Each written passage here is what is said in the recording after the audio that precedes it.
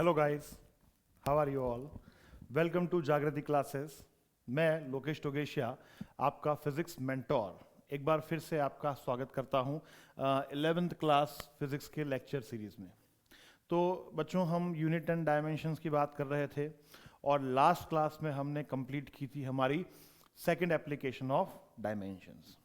ठीक है, second application जो थी डायमेंशन की, वो हमने क्या कर ली थी, कंप्लीट कर ली थी। अब हम बढ़ते हैं, देखिए आइए थर्ड एप्लीकेशन के बारे में। फर्स्ट टू एप्लीकेशंस क्या क्या थी, आपको याद होगा। पहली, to convert value of any physical quantity from one unit system to any other unit system.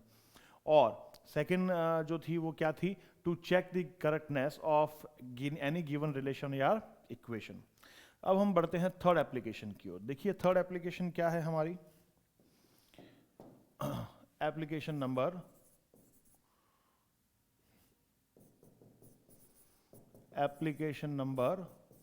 Third. Application number third क्या है, to derive relation among various physical quantities.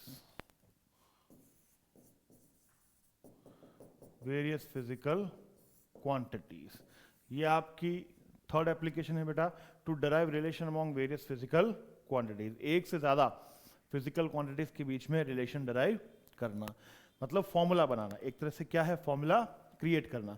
देखिए इस पर क्वेश्चन किस तरह से आता है, डायरेक्ट क्वेश्चन से समझते हैं अपन। ठीक है, कि इस एप्लीकेशन से रिलेटेड प्रॉब्लम्स को कैसे सॉल्व करना। मैं यहां पर डायरेक्ट एक क्वेश्चन ले रहा हूं। ठीक है, क्वेश्चन ही लेते हैं हम यहां पर। क्वेश्चन क्या कहता है, अ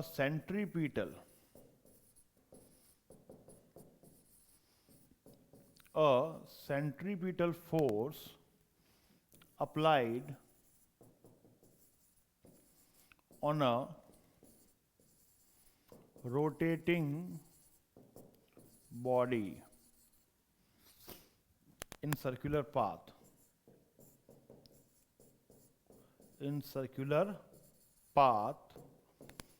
depends on mass of body capital M, velocity of body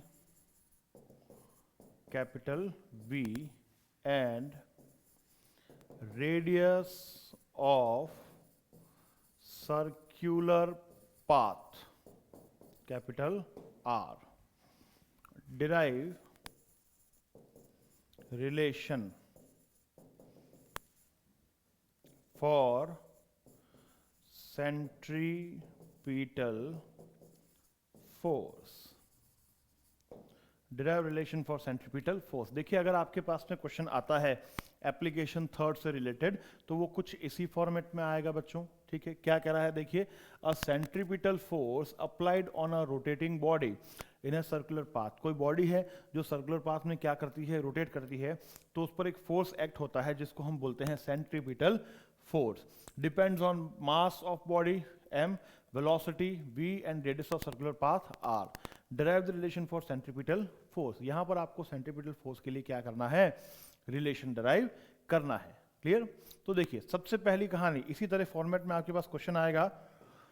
question किस फॉर्मेट में आएगा कि कोई एक फिजिकल क्वांटिटी जो होगी बच्चों, कोई एक फिजिकल क्वांटिटी जो होगी वो more than one physical quantities पर डिपेंड करती होगी। वो more than one physical quantities पर क्या करती होंगी, डिपेंड करती होगी। क्लियर है? तो यहां पर कौन सी क्वांटिटी जो है वो डिपेंड कर रही है, तो अगर हम देखें तो यहां पर आपका सेंट्रीपिटल फोर्स ये क्या कर रहा है, ये डिपेंड कर रहा है। दिख रहा है आपको, डिपेंड कर रहा है किस किस पे, mass of body m, velocity body v and radius of circular path r पर। तीन फिजिकल क्वांटिटीज पर ये क्या कर रहा है, डिपेंड कर रहा है। तो यहीं से हमारा जो क्वेश्चन है वो जनरेट होता है, वो डेवलप होता है। क्लियर?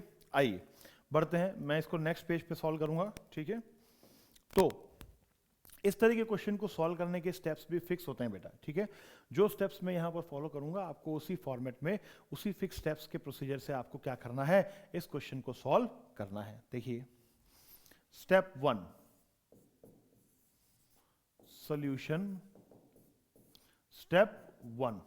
स्टेप 1 में आपको लिखना है, देखिए कौन सी क्वांटिटी डिपेंड कर रही है, फोर्स। किस किस पे डिपेंड कर रही है, मास, वेलोसिटी एंड रेडियस। तो पहला जो फॉर्मेट होगा वो कुछ इस तरह से, इसको दो पार्ट्स में डिवाइड कर देते हैं, इस तरह से बनाना होगा आपको, ठीक है। एफ प्रोपोर्शनलिटी का साइन लगाना होगा डिपेंडेंसी के लिए, और किस किस पे डिपेंड कर रही है, एम वी आर। ये आपका स्टेप 1 हो जाएगा। स्टेप 2 में क्या करेंगे हम, स्टेप 2 में करेंगे फोर्स, प्रोपोर्शनल का साइन हटाएंगे तो एक कांस्टेंट आएगा के, एम वी आर। ये आपका इक्वेशन 2 हो जाएगा, सॉरी स्टेप 2 हो जाएगा, इक्वेशन लिखने की जरूरत नहीं है, ठीक है। नाउ स्टेप 3, स्टेप 3 में हम जाएंगे तो देखेंगे कि फोर्स जिन जिन क्वांटिटीज पर डिपेंड कर रहा है, कौन कौन सी क्वांटिटीज है, मास, वेलोसिटी एंड रेडियस। आपका जो फोर्स है वो मास, वेलोसिटी और रेडियस पर क्या कर रहा है गाइस, डिपेंड कर रहा है। तो इन मास, वेलोसिटी और रेडियस को हम क्या करेंगे, हम रैंडम पावर्स देंगे, ए, बी एंड सी। देखिए, देख पा रहे हैं आप, फोर्स किस किस पे डिपेंड कर रहा था, मास, वेलोसिटी एंड रेडियस। तो मास, वेलोसिटी एंड रेडियस को हम क्या करेंगे, रैंडम पावर दे देंगे, ए, बी एंड सी।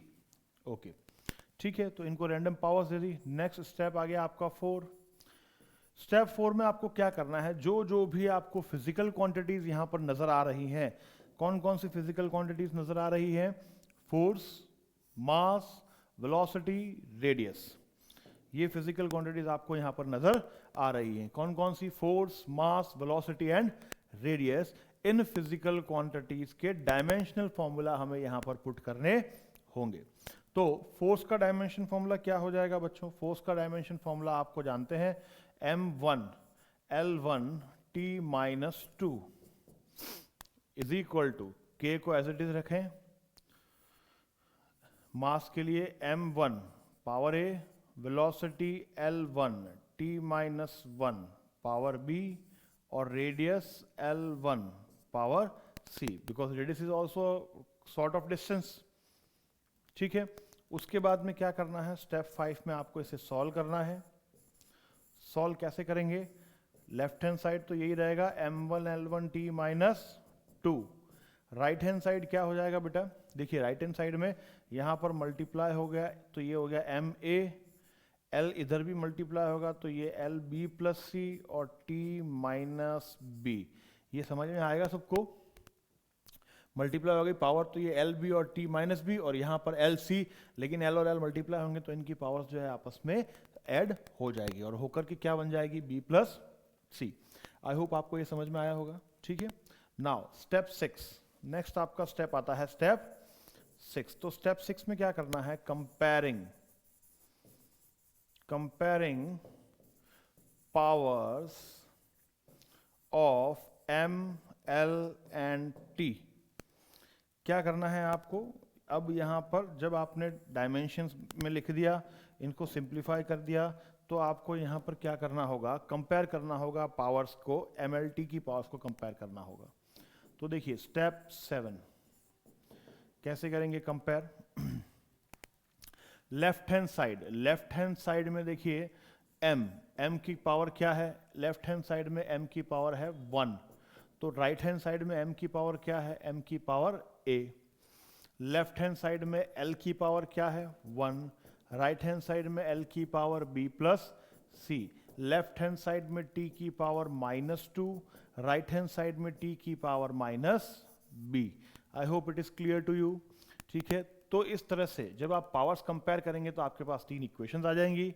इन तीनों इक्वेशंस को आपको साइमल्टेनियसली सॉल्व करना है और in random powers a, b, c की वैल्यू फाइंड करनी है, ठीक। a, b, c की वैल्यू क्या करनी है गाइस, फाइंड करनी है। तो देखिए यहीं से आपके पास में देखिए a की वैल्यू तो सामने दिखाई पड़ रही है, कितनी है 1, b की वैल्यू भी यहां पर आपको दिखाई पड़ रही होगी, कितनी है 2, माइनस से माइनस कैंसिल हो जाएगा ना, और फिर इस b की वैल्यू को अगर मैं यहां पुट कर दूं तो ये 2 उधर जाएगा, तो c की वैल्यू हो जा रही है आपकी -1। सॉल्व किया जा सकता है, जी हाँ बेटा सॉल्व किया जा सकता है। इन तीनों इक्वेशंस को साइमल्टेनियसली हम सॉल्व करेंगे और सॉल्व करके a, b, c की वैल्यू फाइंड करेंगे। चलिए, तो ये हो गया आपका स्टेप 7। स्टेप 8 में आपको क्या करना है, गो टू स्टेप 3, स्टेप 8 में आपको दोबारा कहाँ जाना है, स्टेप 3 पर जाना है। 3 पर क्यों जाना है, 3 पर आना है, और 3 में ये जो हमने रैंडम पावर दी थी ना ए बी सी, इनकी अब ये वैल्यूज जो है यहाँ पर पुट कर देनी है। तो स्टेप 9, स्टेप 9 क्या हो जाएगा बच्चों, स्टेप 9 हो जाएगा आपका f is equals to k m to the power 1 v to the power 2 r to the power -1। I hope समझ में आया होगा आपको। ये जो रैंडम पावर्स थी ए बी सी, उनकी मैंने वैल्यूज यहां पर पुट कर दी।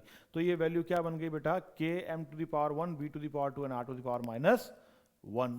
तो फाइनल स्टेप आपका स्टेप 10 क्या हो जाएगा बेटा, f is equals to k m v square divide by r, M V square divide by R. Centripetal force के लिए ये रिलेशन बन जाता है आपके पास M V square by are.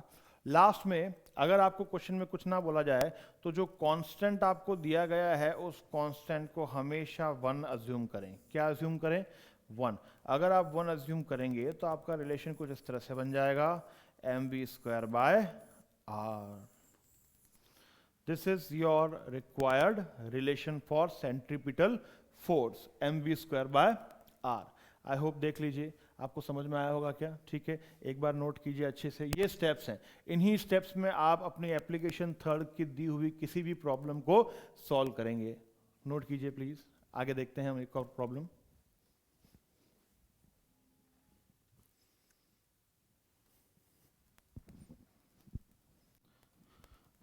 Clear है, आगे बढ़ा जाए। चलिए देखिए नेक्स्ट एक और क्वेश्चन लेते हैं। Question, time period of simple pendulum, time period of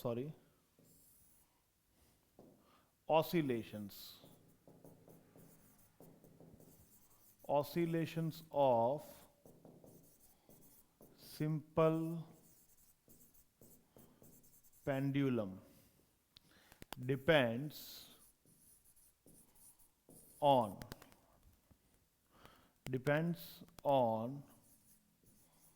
mass of bob, comma length of string L, comma gravitational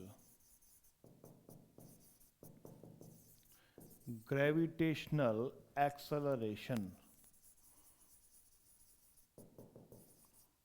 small g. Derive expression for time period. ये आपका देखिए अगेन प्रॉब्लम है, कुछ उसी सेंस में है। क्या कह रहा है, time period of oscillations of simple pendulum. Simple pendulum जो होता है ना बेटा, एक लेंथ, एक लंबी डोरी के साथ में हम पीछे एक वेट, ठीक है, गोला स्पेयर बांध देते हैं और उसको खींच करके छोड़ देते हैं, तो वो इस तरह से क्या करता है, अपने मीन पोजीशन के अराउंड ऑसिलेट करता है ना, उसी को बोलते हैं सिंपल पेंडुलम। तो देखिए क्या कह रहा है कि time period of oscillations of simple pendulum depends on, किस किस पे डिपेंड कर रहा है, mass of Bob, length of string and gravitational acceleration g। Derive expression for time period. तो ये इसी फॉर्मेट का क्वेश्चन हो गया, ठीक है, कि यहां पर एक फिजिकल क्वांटिटी जो है आपकी वो मोर देन 1 फिजिकल क्वांटिटीज पर डिपेंड कर रही है। समझ में आएगा आपको कौन सी क्वांटिटी यहां पर डिपेंड कर रही है। तो देखिए यहां पर अगर हम देखें, इसको सॉल्व करेंगे बेटा, तो क्या करेंगे, वही आपका स्टेप्स में फॉलो करोगे आप। स्टेप 1 क्या हो जाएगा, टाइम पीरियड। कौन सी क्वांटिटी डिपेंड कर रही है, टाइम पीरियड। किस किस पर, मास, लेंथ एंड ग्रेविटेशनल एक्सेलरेशन। तो यही आपका फर्स्ट स्टेप हो जाएगा, बिल्कुल यही आपका फर्स्ट स्टेप हो जाएगा। इसी तरह से step second, t is equal to K M L G. Step third क्या हो जाएगा बेटा, स्टेप थर्ड में आपको क्या करना है, मास, लेंथ और जी पर ये डिपेंड कर रही हैं, तो इनको हम क्या करेंगे, रैंडम पावर्स दे देंगे, power A B and C. Then उसके बाद में हम बात करते हैं स्टेप नंबर 4 की। तो स्टेप नंबर 4 में क्या होगा, जो भी फिजिकल क्वांटिटीज आ रही हैं यहाँ पर कौन कौन सी आ रही हैं, टाइम, मास, लेंथ एंड जी, ठीक है ना। हाँ, इनके लिए हम क्या करेंगे, इनका डायमेंशनल फॉर्मूला पुट करेंगे यहाँ पर। टाइम पीरियड का डायमेंशनल फॉर्मूला सिर्फ T1 ही होगा, क्यों, क्योंकि it is a fundamental physical quantity. के एज इट इज आ जाएगा। m के लिए क्या हो जाएगा बेटा, ओनली m1a। लेंथ के लिए भी क्या होगा, L1b।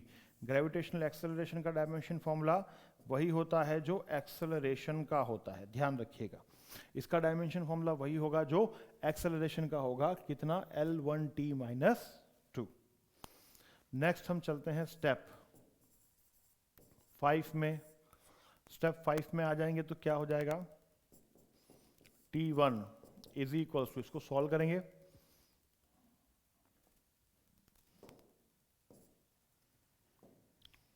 के,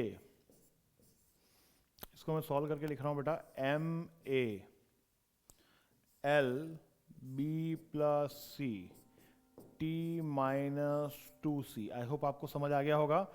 तो सबको मल्टीप्लाई करके और single M, single L and single T में कन्वर्ट कर दिया। स्टेप 6 क्या होगा आपका,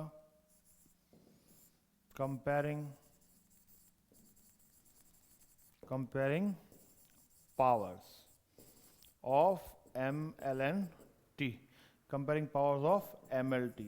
तो स्टेप 7 क्या हो जाएगा, स्टेप 7 हो जाएगा आपका, m की पावर लेफ्ट हैंड साइड में 0 है ही नहीं ना, m तो आया नहीं लेफ्ट हैंड साइड में, तो लेफ्ट हैंड साइड में m की पावर क्या हो गई, 0 हो गई। राइट हैंड साइड में m की पावर हो गई आपकी a। लेफ्ट हैंड साइड में l की पावर 0 हो गई, राइट हैंड साइड में l की power is b plus c। Right hand side में t की पावर हो गई 1, राइट हैंड साइड में हो गई माइनस 2c। तो यहां से देखिए दोबारा से 3 इक्वेशंस बनेगी। तीनों इक्वेशन से आप क्या करेंगे, a b एंड c की वैल्यूज जो है वो कैलकुलेट करेंगे। a b एंड c की वैल्यू कैलकुलेट करेंगे तो देखिए यहीं से समझ आ रहा होगा आपको, a आ गया हमारे पास 0, c कितना, -1/2। क्या c की वैल्यू -1/2 आ रही है क्या, माइनस का 2 अपॉन में चला जाएगा। और इस c को अगर मैं इस इक्वेशन में पुट करूंगा तो b कितना हो जाएगा गाइस, b हो जाएगा +1/2। b की वैल्यू आ जाएगी +1/2, c की वैल्यू आ जाएगी -1/2। आई होप सबको समझ आया होगा। तो नेक्स्ट आपका स्टेप 8 क्या हो जाएगा, स्टेप 8 हो जाएगा, गो टू स्टेप 3। कहाँ जाना है, गो टू स्टेप 3। स्टेप 3 पर अगर हम जाते हैं तो क्या होगा बच्चों, स्टेप 3 पर अगर आप जाते हैं तो ये हो जाएगा t is equals to k, m की पावर 0, l की पावर 1/2, g की पावर -1/2। समझ में आएगी बात, m की पावर 0, l की पावर 1/2 एंड g की पावर -1/2। तो इसको अगर हम सॉल्व करते हैं, सिंप्लीफाई करते हैं, तो ये वैल्यू हो जाएगी आपकी कुछ t is equal to k L/√g, L/g का होल रूट। देखिएगा आपके पास में टाइम पीरियड का एक्सप्रेशन जो है वो कुछ इस तरह से आ जाएगा। देखिए माइनस वाली टर्म है ना हाफ, इसको अपॉन में लेकर जाएंगे तो क्या हो जाएगा, +12, और दोनों के ऊपर हाफ हाफ है, इसका मतलब दोनों पर क्या आ जाएगा, रूट आ जाएगा। क्या आ जाएगा, रूट। यहाँ पर k की वैल्यू आपको मैं देना भूल गया, क्वेश्चन के अंदर लिख देता हूँ।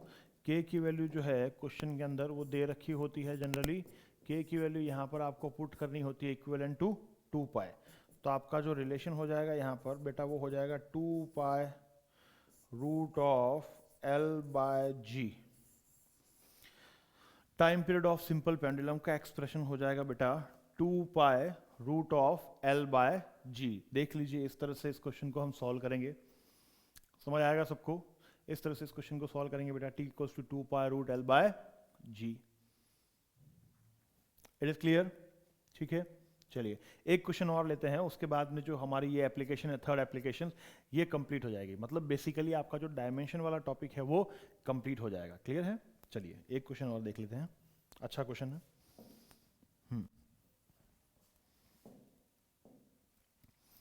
Question, frequency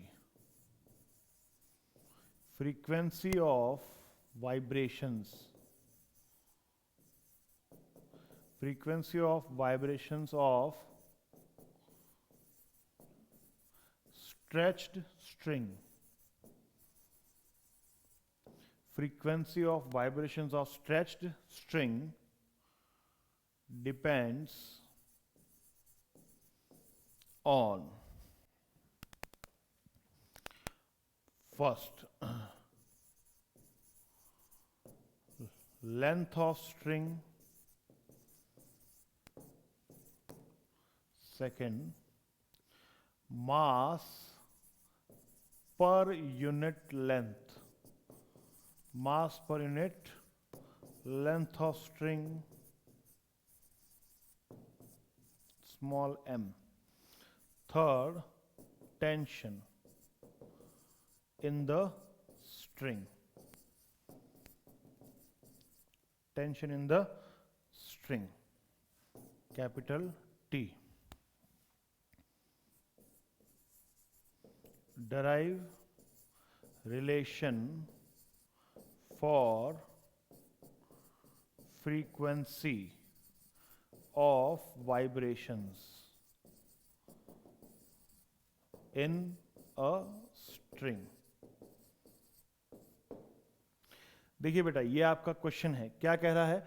frequency of vibrations of stretch string depends on length of string, मास पर unit length of string and tension in string. ठीक है ना, इन क्वांटिटीज पर क्या कर रही है?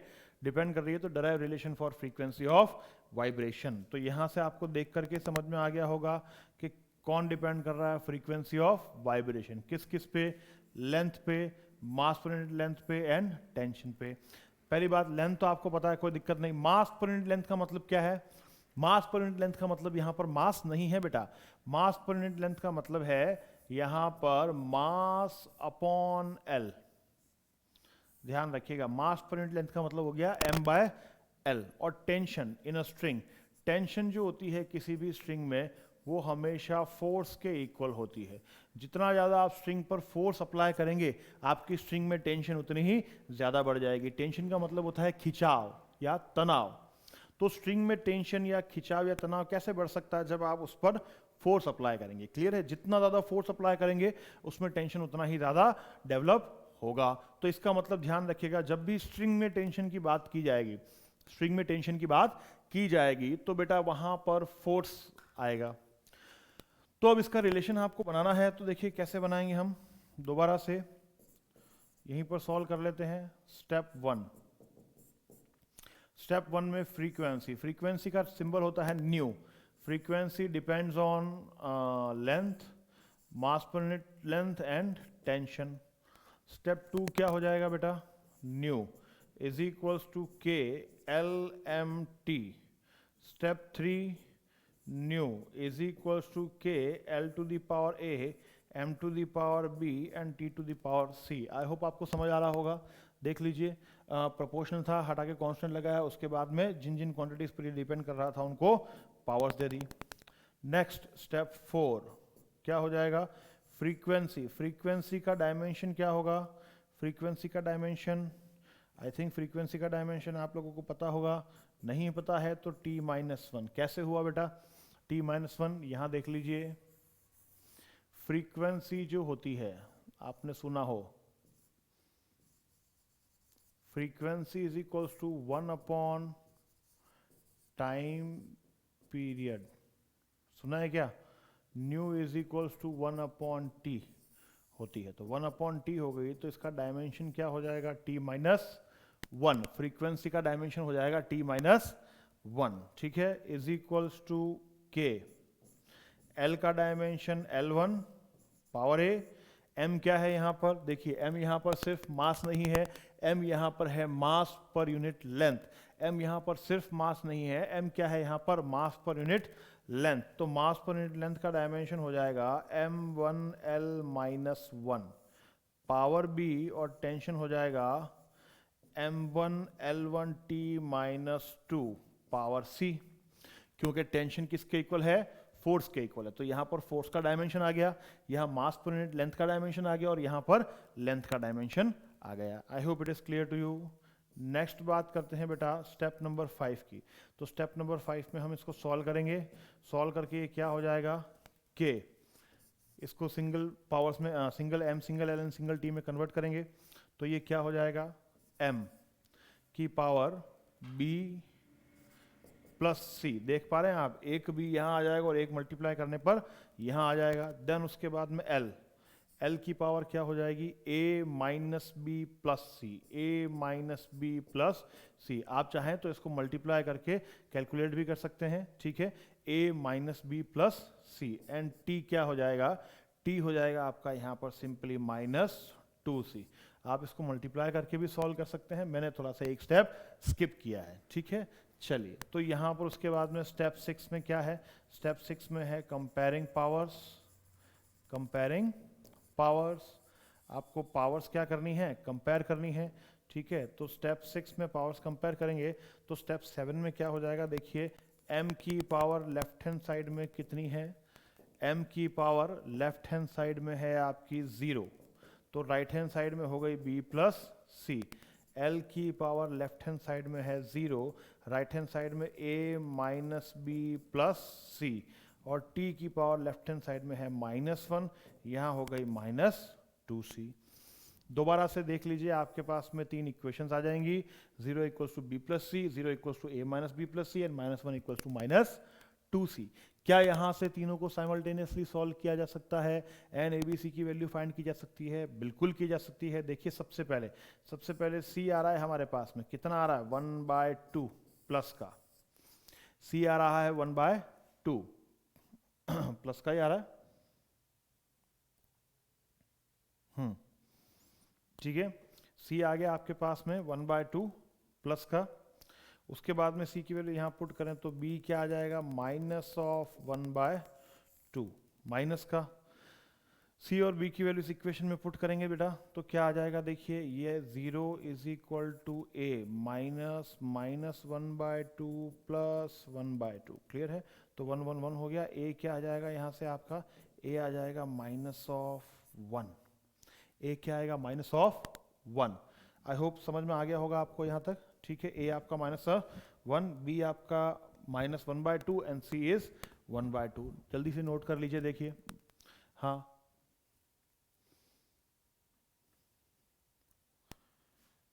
आगे बढ़े, चलो।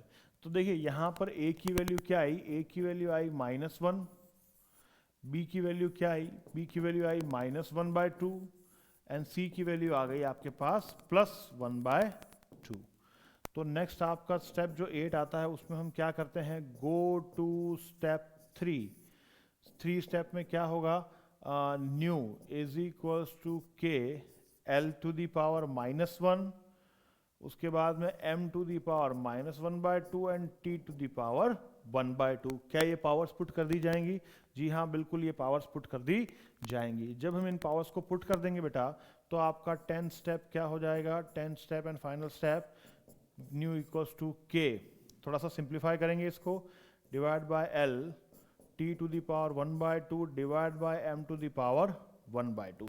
क्या इस तरह से लिखा जा सकता है? क्या बिल्कुल लिखा जा सकता है, ताकि सारी नेगेटिव पावर्स जो है वो पॉजिटिव में कन्वर्ट हो जाएं। तो आपका फाइनल रिलेशन क्या बनता है बेटा, k/l root t by small m, k/l root t by small m, ठीक है। लास्ट में आप चाहें तो k की वैल्यू को 1 के इक्वल पुट कर सकते हैं, अदरवाइज यहां तक भी आपका रिलेशन जो है वो सॉल्व हो जाएगा। तो इस तरह से देखिए, फिर से हम फाइनल रिजल्ट पर पहुंच गए। इस तरह से एप्लीकेशन 3 की सारी जो प्रॉब्लम्स हैं वो सॉल्व की जाती हैं इसी सीक्वेंस में, इसी वे में। क्लियर है? आई होप आपको ये समझ में आया होगा। तो यहाँ पर बेटा डायमेंशंस की तीनों एप्लीकेशन, डायमेंशन फॉर्मूला, ठीक है, डायमेंशन के यूजेस जो हैं वो हमारे कंप्लीट हो जाते हैं। नेक्स्ट क्लास में मैं आपको बताऊंगा कि डायमेंशन की एप्लीकेशंस के साथ साथ, मतलब डायमेंशन के यूजेस के साथ साथ डायमेंशन के कुछ ड्रॉबैक्स भी हैं, कुछ लिमिटेशंस भी हैं। क्या है वो लिमिटेशंस, उनके बारे में बात करेंगे और हम चलेंगे हमारे नेक्स्ट टॉपिक एरर्स की तरफ, ठीक है। तब तक के लिए thank you, have a nice day. इसको पढ़िएगा, सॉल्व कीजिएगा और आगे बढ़िएगा। Thank you.